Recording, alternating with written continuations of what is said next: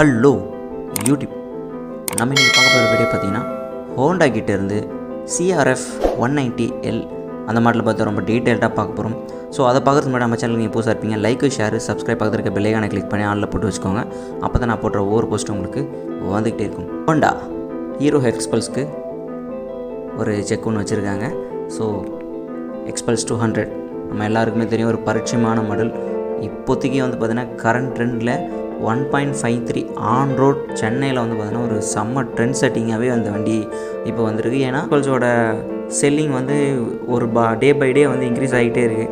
So டெஃபினட்டாக அதுக்கு ஒரு ஆப்போனண்ட் இப்போ நம்ம வந்து கொடுக்கணும் அப்படின்னு சொல்லிட்டு சைனாவில் CRF190L அப்படின்னு சொல்லிட்டு ஒரு மாடல் ஒன்று நம்ம ஆஃப்ரிக்கா டுன்னு உங்களுக்கு தெரியும்னு நினைக்கிறேன். ஸோ அந்த வண்டியை பேஸ் பண்ணி தான் வந்து ஒரு பேபி ஆஃப்ரிக்கா டுன்னாக வந்து கொண்டு வரணும் அப்படின்னு சொல்லிட்டு இந்த வண்டியை வந்து அதோட பேஸ் பண்ணி, ஆக்சுவலாக அதில் இருக்க ஃப்ரேம்ஸ்லாம் இதில் யூஸ் பண்ணல, பட் அதோட ஸ்டைலை யூஸ் பண்ணி இந்த வண்டியில் வந்து நிறைய விஷயத்த வந்து கொண்டு வந்தாங்க. கிட்டத்தட்ட பார்த்திங்கன்னா எல்லாருமே வந்து பேபி ஆஃப்ரிக்கா டுன் அப்படி தான் சொன்னாங்க. ஸோ அந்தளவுக்கு வந்து அந்த டிசைன் நல்லாவே இருந்தது. இந்த டிசைன் வந்து பார்த்திங்கன்னா ஒரு யூனிக்கான டிசைன். இது எப்படி சொல்லுவாங்க அப்படின்னா என்டியூரோ அப்படின்னு சொல்லுவாங்க. இந்த மாதிரியான டிசைன்ஸ்லாம் வந்து பார்த்திங்கன்னா என்டியூரோ டிசைன்ஸ் அப்படி சொல்லுவாங்க. ஸோ என்டியூரோ டிசைன்ஸில் தான் இந்த வண்டியை ரெடி பண்ணியிருக்காங்க. ஸோ பார்க்கும்போது வந்து பார்த்திங்கன்னா வண்டி உண்மையிலே நல்லா தான் இருக்குது. ஸோ அதோட ஃப்யூச்சரு அதில் என்னென்ன கொடுத்துருக்காங்க, அது வந்து Xpulseக்கு வந்து ஒரு போட்டியாக இருக்குமா அப்படின்றது ரொம்ப டீட்டெயில்டாக பார்ப்போம். ஸோ நான் ஏன் இதை வந்து உங்களுக்கு வந்து கொஞ்சம் லேட்டாக போடுறேன் அப்படின்னு பார்த்தோன்னா, இந்த வண்டியை கொஞ்சம் நான் அனலைஸ் பண்ணுறது ரொம்ப டைம் ஆகிடுச்சு. அது மட்டும் இல்லாமல் இப்போ நான் உங்களுக்கு கொடுக்குற ஸ்பெக்கு எல்லாமே பார்த்திங்கன்னா சைனாவில் ரிலீஸ் பண்ணி சக்கப்போடு போட்டுக்கிட்டு இருக்கேன். இந்த வண்டியை பற்றி தான் ரொம்ப டீட்டெயிலாக சொல்ல போகிறோம். அதுலேயும் வந்து பார்த்திங்கன்னா நிறைய பேர் வந்து எக்கச்சக்க ரிவ்யூஸ் அதில் கொடுத்துருந்தாங்க. ஸோ அந்த ரிவ்யூலாம் வந்து நம்ம அப்படியே ஃபாலோ பை பேசலாம். ஸோ ஃபர்ஸ்ட் ஆஃப் ஆல் இதோட டிசைன் வந்து பார்த்துருவோம். டிசைன் வந்து பார்த்திங்கன்னா ரொம்ப சிம்பிளிஸ்டிக்கான டிசைன் தான் கொடுத்துருக்காங்க. ஃப்ரண்ட்டில் ஒரு பாக்ஸ் செக்ஷன் மாதிரி ஒரு ஸ்கொயர் மாதிரி வந்து பார்த்திங்கன்னா ஒரு LED கொடுத்துருக்காங்க. அதுலேயும் வந்து பார்த்திங்கன்னா டபுள் LED, அதை வந்து பை LED அப்படின்னு கூட அவங்க சொல்கிறாங்க. அவங்க என்ன மென்ஷன் பண்ணியிருக்காங்கன்னு பார்த்தீங்கன்னா, இது ரெண்டுமே LED ரொம்ப பவர்ஃபுல்லாக இருக்கும். ஸோ உங்களுக்கு ஆஃப் ரோடுக்கு ஓட்டும் போது உண்மையில் நல்லா இருக்குன்றாங்க. பட் ரிவ்யூவில் வந்து அந்தளவுக்கு இது வந்து பவர்ஃபுல்லாக இல்லை அப்படின்னு தான் சொன்னாங்க. ஸோ அதுக்கப்புறம் பார்த்திங்கன்னா வந்து இந்த ஒரு டெயில் லைட்டு ஒரு டிஃப்ரெண்ட்டான ஷேப்பில் கொடுத்துருக்காங்க.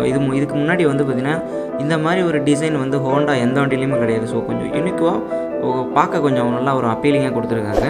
இந்த எல்இடியும் வந்து பார்த்திங்கன்னா வந்து ரொம்ப சூப்பராகவே இருக்குது. ஸோ டெயில் லைட்டு உண்மையிலே பார்க்க நல்லாவே இருக்குது. அதுக்கப்புறம் பார்த்திங்கன்னா ஃப்ரண்ட்டில் ஒரு கன்சோல் கொடுத்துருக்காங்க. அதாவது பார்த்திங்கன்னா LCD லிக்விட் கிறிஸ்டல் கன்சோல் அப்படின்னு சொல்லிட்டு அவங்க ஒரு பேர் வச்சுருக்காங்க. அது வந்து பார்த்திங்கன்னா வந்து பேனல் சைஸ் வந்து பார்த்திங்கன்னா 110.37 மில்லிமீட்ரு, கிட்டத்தட்ட ஒரு ஃபோன் சைஸில் இருக்க மாதிரி தான் கொடுத்துருக்காங்க. பார்க்கும்போது நல்லா இருக்குது. அதுவும் கலர் LCD தான் கொடுத்துருக்காங்க. So LCD screen. ஸோ நிறைய பேர் வந்து LCD ஸ்க்ரீன் நல்லா இருக்குமே அப்படின்னு நினைக்கிறீங்க. எஸ், டெஃபினட்டாக இதில் எக்கச்சக்க ஃபீச்சர்ஸ் இதில் இருக்க மாதிரி தான் அவங்க கொடுத்துருக்காங்க. பார்க்கும்போது வந்து பார்த்திங்கன்னா அவங்க கொடுக்குற ப்ரைஸ்க்கு கண்டிப்பாக இந்த LCD நல்லாயிருக்கும். பட் ஆனால் இந்தியாவில் வரும்போது இதை தூக்கிட்டு ஹார்னெட்டில் இருக்கிறத அப்படியே செட் பண்ணாலும் வாய்ப்புகள் இருக்குது. அது வந்து நம்ம பொறுத்து தான் பார்க்கணும். அதுக்கப்புறம் பார்த்திங்கன்னா இதுக்கு கொடுக்குற இன்ஜின். ஸோ இன்ஜின் ஏதாவது நிறைய பேர் வந்து சொல்லிகிட்டு இருந்தாங்க, இன்ஜினில் என்ன ஸ்பெக் இருக்கும், என்ன இருக்கும், அது ரொம்ப டீட்டெயில்டாக சொல்லுங்கள் அப்படின்னு சொல்லிட்டு இருந்தாங்க. ஸோ இன்ஜினோட ஸ்பெக்கை ஃபஸ்ட்டு பார்த்துருவோம்.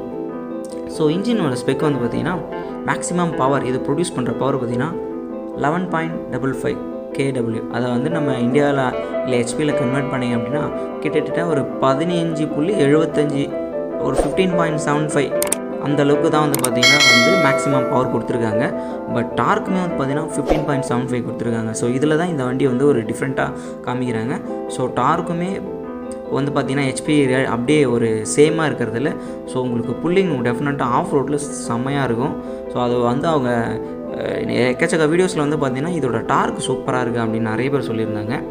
அதுக்கப்புறம் பார்த்திங்கன்னா இது யூஸ் பண்ணுற இன்ஜின் ஏர் கூல்டு 4 ஸ்ட்ரோக் தான் யூஸ் பண்ணுது. ஸோ இது யூஸ் பண்ணியிருக்க சிசி வந்து பார்த்திங்கன்னா 184 cc தான் யூஸ் பண்ணியிருக்காங்க.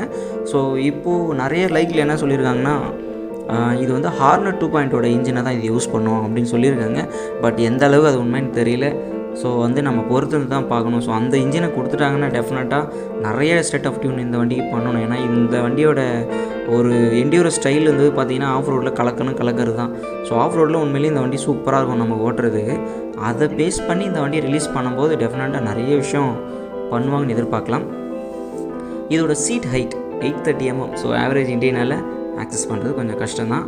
ஸோ அதுக்கப்புறம் பார்த்தீங்கன்னா 14 லிட்டர் டேங்க்கு கொடுக்குறாங்க. ஸோ கிட்டத்தட்ட 500 கிலோமீட்டர் கவர் பண்ணலாம் அப்படின்னு சொல்லியிருக்காங்க. 500 கிலோமீட்டர்லாம் கவர் பண்ண முடியாது. 14 லிட்டர் மேக்ஸிமம் பார்த்தீங்கன்னா ஒரு 300 கிலோமீட்டர்ஸ் வந்து ஈஸியாக கவர் பண்ணலாம். அதுக்கப்புறம் பார்த்தீங்கன்னா இதுக்கு ஸ்பெஷலாக ஒரு விஷயத்தை ஒன்று சொல்லியிருக்காங்க. என்ன சொல்லியிருக்காங்க பார்த்தீங்கன்னா, இது 15% கிளைம் ஆங்கிள் பார்த்தீங்கன்னா ஒரு 15% வந்து ரொம்பவே அதிகமாக இருக்கும். ஸோ ஏதாவது ஒரு வந்து மலை மேட்டில் ஏதாவது ஏறினீங்க அப்படின்னா இந்த வண்டியோட புல்லிங் வந்து உங்களுக்கு ரொம்ப டிஃப்ரெண்ட்டாக தெரியும் அப்படின்னு சொல்லியிருக்காங்க.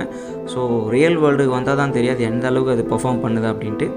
இதோட மேக்ஸிமம் டாப் ஸ்பீட் பார்த்தீங்கன்னா 108 கொடுத்துருக்காங்க. ஆனால் நிறைய ரிவ்யூஸில் வந்து பார்த்தீங்கன்னா ஒரு 130 அது தொடரும்போதே வந்து பார்த்திங்கன்னா எக்கச்சக்கமாக அதோட வண்டியோட டாப் எண்ட் அது தொட்டுருது.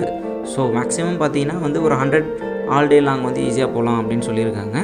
ஸோ அதுக்கப்புறம் பார்த்தீங்க அப்படின்னா இதில் ஃப்ரண்ட் வீலு என்ன கொடுத்துருக்காங்க பார்த்தீங்கன்னா 90/90 தான் கொடுத்துருக்காங்க. ரியர் வீல் பார்த்தீங்கன்னா 110/90. பட் இது ரெண்டுமே ஸ்போக் வீல் அப்புறம் வந்து பார்த்திங்கன்னா டியூப்பில் தான் கொடுக்குறாங்க. ஸோ அதனால் தெரிஞ்சு வச்சுக்கணும். மோஸ்ட்லி இந்த மாதிரி வந்து வண்டிங்கெல்லாம் பார்த்தீங்கன்னா அலாய் வீல் கொடுத்துட்டா ரோட் பேஸ்ட் ஆகிடும்.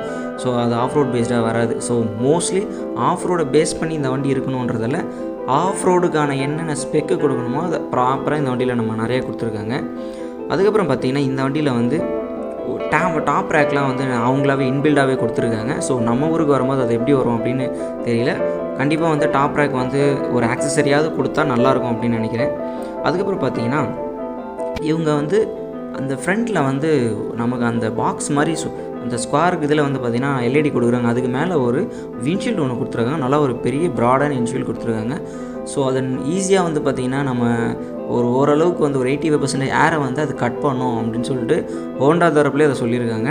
அதுக்கப்புறம் பார்த்திங்கன்னா இதில் கொடுத்துருக்க ஏபிஎஸ் சிங்கிள் சேனல் ஏபிஎஸ் தான் கொடுத்துருக்காங்க. So most of the off road வெஹிக்கல்ஸ்லாம் வந்து சிங்கிள் சேனல் ஏபிஎஸ்ஸே போதும் நான் நினைக்கிறேன். ஏன்னா இது அந்தளவுக்கு பவரும் கிடையாது. இது ஆஃப் ரோடில் நீங்கள் ஒரு என்ஜாய் பண்ணலாம். ஸோ டியூல் சேனல் ஏபிஎஸ் கொடுக்கறதுக்குள்ள சிங்கிள் சேனல் ஏபிஎஸ் கொடுத்தா ஓரளவுக்கு நம்ம ப்ரைஸும் கட் பண்ணி ஒரு சூப்பரான ப்ரைஸில் வைக்க முடியும். அது மட்டும் இல்லாமல் ஒரு முழு திருப்திகரமான ஒரு ஆஃப் ரோடை வந்து இதை கொடுக்கலாம் அப்படின்றதுக்காக தான் இதை கொடுத்துருக்காங்க. ஸோ இந்த பவருக்கு இந்த வண்டியோட கொடுத்துருக்க இந்த ஏபிஎஸ் வந்து பார்த்திங்கன்னா டெஃபினட்டாக ஒர்த்து தான். ஸோ சிங்கிள் சேனல் ஏபிஎஸ் தான் கொடுத்துருக்காங்க. மற்றபடி இந்த வண்டியோட வேறு ஏதாச்சும் ஒரு விஷயம் அப்படி இருக்குன்னு பார்த்தீங்கன்னா ரோட்டில் வந்து போகும்போது வந்து பார்த்திங்கன்னா நல்லாவே இருக்குது. அந்தளவுக்குலாம் வந்து ஒரு வைப்ரேஷன் ஃப்ரீ நல்லா தான் இருக்குது அப்படின்னு சொல்லியிருக்காங்க. ஸோ இந்தியாவில் வரும்போது நம்ம ஹார்னோட என்ஜின் உண்மையிலேயே நல்லா தான் இருக்கும். பட் ஆனால் அது ஸ்டேட் ஆஃப் டியூன் வந்து பார்த்திங்கன்னா ஒரு 17 PS கிட்ட அதை ரெடி பண்ணியிருப்பாங்க.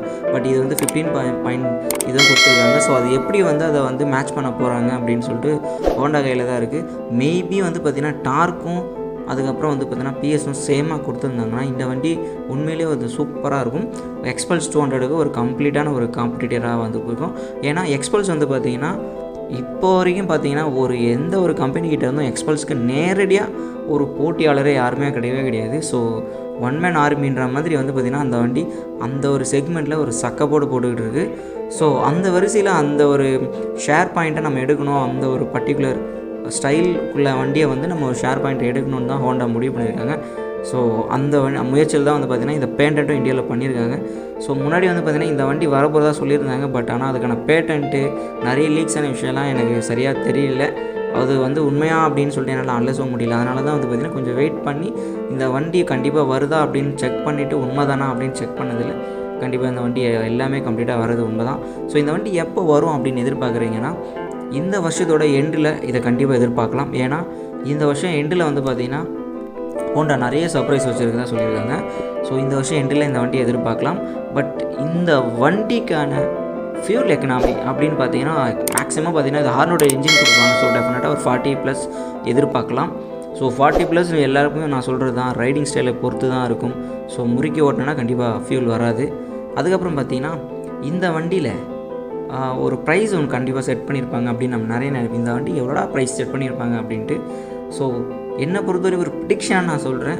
ஹார்னட்லேருந்து ஒரு 10,000 அதிகமாக வைப்பாங்க. அதாவது ஹார்னட் வந்து பார்த்திங்கன்னா 1.45 lakhs வந்து எக்ஸ்ஷோரூம் ப்ரைஸில் விற்கிறாங்க. ஆண்டோட 1.7 வருது நான் நினைக்கிறேன், சரியாக தெரியல. ஸோ இது அதை விட கொஞ்சம் ப்ரைஸ் அதிகமாக வைப்பாங்க. ஸோ ப்ரைஸ் வைஸ் வந்து பார்த்திங்கன்னா கண்டிப்பாக எக்ஸ்பல்ஸ் 200 வந்து பார்த்திங்கன்னா ஒரு வேல்யூ ஃபார் மணியாக இருக்கும். ஏன்னா அது ஆண்டோடே வந்து பார்த்திங்கன்னா 1.53 தான் வருது. ஸோ அதை விட வந்து பார்த்திங்கன்னா 1.665 அப்படி வைப்பாங்கன்னு என்னோடய எதிர்பார்ப்பு. முக்கியமாக வந்து பார்த்திங்கன்னா இது CBS 200Xஐ விட ரேட் அதிகமாக இருக்கும் அப்படின்னு சொல்லியிருக்காங்க. ஸோ கண்டிப்பாக வந்து பார்த்திங்கன்னா அந்த ப்ரைஸில் தான் வரும். ஏன்னா அப்படி நிப்பாட்டினா தான் வந்து CP200Xக்கு வாங்குறது கொஞ்சம் நிறைய பேர் ட்ரை பண்ணுவாங்க. ஸோ அந்த ஒரு வகையில் நம்ம கொஞ்சம் வெயிட் பண்ணி தான் பார்க்கணும் இவங்க எப்படி ப்ரைஸை வந்து செட் பண்ணுறாங்க அப்படின்னு சொல்லிட்டு. இன்கேஸ் CP200Xக்குள்ளே இந்த ப்ரைஸை செட் பண்ணாங்க, இந்த வண்டிக்கான ப்ரைஸ் செட் பண்ணாங்கன்னா உண்மையிலே வந்து பார்த்திங்கன்னா ஒரு பக்காவான ஒரு ஆப்போனண்ட்டு Xpulse 200க்கு ஒரு பக்காவான ஆப்போனண்ட்டு நான் நினைக்கிறேன். ஸோ இந்த வண்டி வந்ததுக்கப்புறம் இதோட கம்ப்ளீட் ரிவ்யூ வந்து நம்ம இன்னும் நம்ம சேனலில் அப்டேட் பண்ணிடுவோம். ஓகே கைஸ், இதோட கலந்துக்கலாம். அண்டில் தென் பை கைஸ், பாய். சின்ன சேனலுக்கு எதாக இருந்தாலும் அது கொஞ்சம் ஆதரவு கொடுங்க. உங்கள் பொண்ணான கையை கொண்டு அந்த பெல்லில் தட்டிடுங்க.